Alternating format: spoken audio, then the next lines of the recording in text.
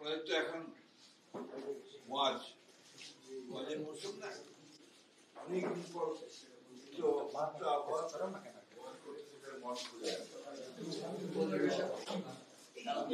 রাজনীতি ছুটি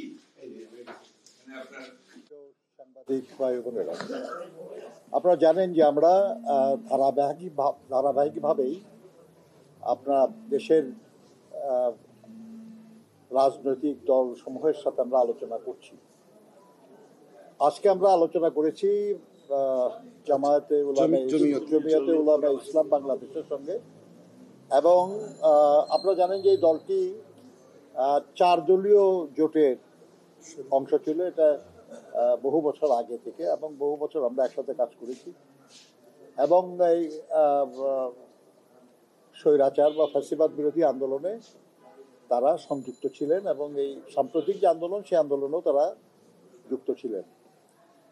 তো আমরা তাদের সঙ্গে কথা বলেছি। আমাদের দলের মহাসচিব মির্জা ফখরুল ইসলাম আলমগীর সাহেব উপস্থিত ছিলেন, এবং জমিয়তের 10 জন সিনিয়র নেতা তারা উপস্থিত ছিলেন। তালিকাটা আপনারা দিতে পারবেন।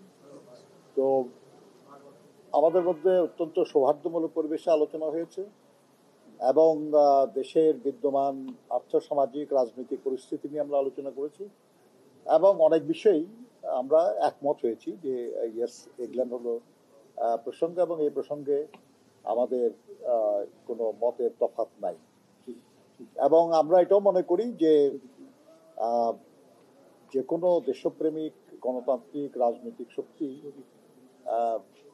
দেশের মানুষের কল্যাণের জন্য যা কিছু করা দরকার সে ব্যাপারে দ্বিমতের কোনো কারণও নাই, সেটা হয় না। এবং আমাদের ভবিষ্যতে আমরা যে যুগপৎ আন্দোলন করছিলাম,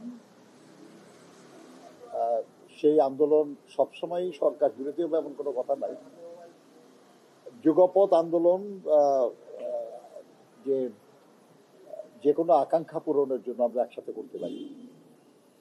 আমরা দেশে গণতন্ত্র পুনঃপ্রতিষ্ঠার লক্ষ্যেই ফ্যাসিবাদের পতন চেয়েছি। ফ্যাসিবাদের পতন হয়েছে, কিন্তু এখনো আমরা গণতন্ত্র পুনঃপ্রতিষ্ঠা করতে পারি না। এই গণতন্ত্র পুনঃপ্রতিষ্ঠার লক্ষ্যে দেশে জনগণের ভোটের মাধ্যমে অবাধ, সুষ্ঠু, নিরপেক্ষ এবং অংশগ্রহণমূলক একটা নির্বাচনের মাধ্যমে দেশে গণতন্ত্র পুনঃপ্রতিষ্ঠা হবে ইনশাআল্লাহ। এরকম একটা নির্বাচন অনুষ্ঠানের জন্য যা কিছু সংস্কার প্রয়োজন সেগুলো করেই এই নির্বাচনটা হবে, এবং সেটার জন্য মিনিমাম রিকোয়ার্ড যে টাইম, ন্যূনতম প্রয়োজনীয় সময়, সেটা তো লাগবে। কিন্তু আমি মনে করি না, আমরা আলোচনা করেছি যে আমরা মনে করি না আর কি যে সেটা করে নির্বাচন করতে খুব বেশি সময় লাগার কথা না। যাই হোক, এ ব্যাপারে আমাদের যাদের সঙ্গে আমরা আলোচনা করেছি, জমিয়তে উলামা ইসলাম বাংলাদেশ, তার মহাসচিব জনাব মাওলানা মঞ্জুরুল ইসলাম আফেন্দি সাহেব, উনি আপনাদের সামনে বক্তব্য রাখবেন। ধন্যবাদ। আমি যেটা বললাম এটা, আর তাছাড়া উনি বলবেন তো, ওনার কাছ থেকে শুনুন। আসসালামু আলাইকুম ওয়া রাহমাতুল্লাহি ওয়া বারাকাতুহু। সম্মানিত সাংবাদিক বন্ধুগণ, আমরা মহান আল্লাহর কাছে শুকরিয়া আদায় করছি যে আমরা সুস্থতার সাথে আজকে বাংলাদেশ জাতীয়তাবাদী দল বিএনপির এই গুলশান কার্যালয়ে আমরা দলের সম্মানিত মহাসচিব জননেতা জনাব মির্জা ফখরুল ইসলাম আলমগীর সাহেবের আমন্ত্রণে দাওয়াতে আমরা প্রাচীনতম রাজনৈতিক দল জমিয়তে উলামা ইসলাম বাংলাদেশের পক্ষ থেকে 10 জনের একটি প্রতিনিধি দল আমরা সাক্ষাৎ করতে এসেছি। আল্লাহর কাছে শুকরিয়া আদায় করছি, আমাদেরকে দাওয়াত করবার জন্য, আমন্ত্রণ করবার জন্য আমরা বিএনপির কাছেও কৃতজ্ঞতা প্রকাশ করছি, তাদেরকে ধন্যবাদ জানাচ্ছি। অত্যন্ত হৃদ্যতাপূর্ণ পরিবেশে, চমৎকার পরিবেশে খোলামেলা আমরা আলোচনা করেছি। আমাদের অনেকগুলো জায়গাতে আমরা একমত হয়েছি।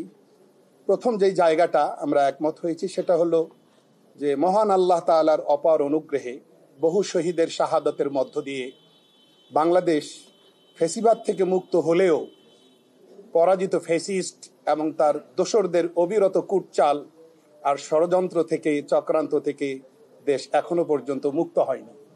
সঙ্গত কারণে আমরা একমত হয়েছি এই জায়গাটায় যে দেশপ্রেমিক আপামর জনতার একটা ঐক্য অপরিহার্য, যে কোনো ত্যাগের বিনিময়ে ঐক্য অটুট রাখতে হবে। এটা একটা মৌলিক জায়গা। আমরা খুব যৌক্তিক সময়সীমার মধ্যে আমরা দ্রুত নির্বাচন চাই। এটা আগেও আমরা মাননীয় প্রধান উপদেষ্টার সঙ্গে যতবারই আমরা সাক্ষাৎ করতে গিয়েছিলাম এটা বলেছিলাম। এখনো আমরা বলছি যে আমরা প্রয়োজনীয় সংস্কার শেষ করে আমরা 2025 সালের মধ্যেই আমরা জাতির বহুল প্রত্যাশিত নির্বাচন, এই নির্বাচনটি আমরা প্রত্যাশা করছি। আশা করি অন্তর্বর্তী সরকার দ্রুত সময়ের মধ্যে একটা সুষ্ঠু নির্বাচনের আয়োজন করবার জন্য, লেভেল প্লেইং ফিল্ড, সব দলের জন্য সমান সুযোগ এতটা নিশ্চিত করবার জন্য যতটুকু সংস্কার দরকার এতটুকু সংস্কার দ্রুত শেষ করে জাতির বহুল প্রত্যাশিত নির্বাচনের পথে নিয়ে যাবে দেশকে, আমরা এমনটা প্রত্যাশা করছি। আমরা দ্রব্যমূল্যের ঊর্ধ্বগতি নিয়ে আলোচনা করেছি। আমরা জনসাধারণের জানমাল, ইজ্জত, আবরুর নিরাপত্তা বিধান এই বিষয়টা নিয়ে আমরা আলোচনা করেছি।